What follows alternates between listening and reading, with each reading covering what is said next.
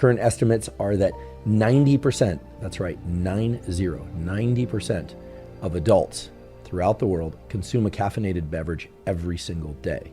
That's a staggeringly high number, making caffeine the most popular drug on the planet.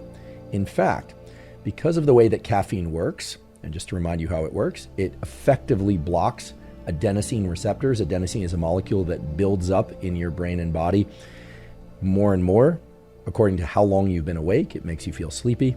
Caffeine blocks the adenosine receptor, and then when it is dislodged from that receptor, whatever adenosine has built up and is around can then bind to the adenosine receptor and makes you feel very sleepy. That's the caffeine crash. So if 90% of the adult population of the planet Earth is consuming caffeine every day, that means 90% of the adult population of planet Earth is blocking their adenosine receptors for some portion of their daily life, and then their adenosine is binding to the vacant receptor once the caffeine has dislodged. And why are 90% of adult humans consuming caffeine every day? Well, to feel more energized, more focused, to have more both cognitive energy and physical energy.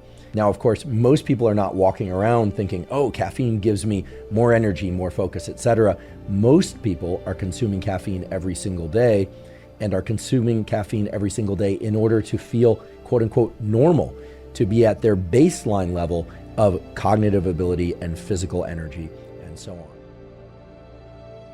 In fact, if you look at the data on caffeine consumption, what you'll find is that caffeine actually is a cognitive enhancer.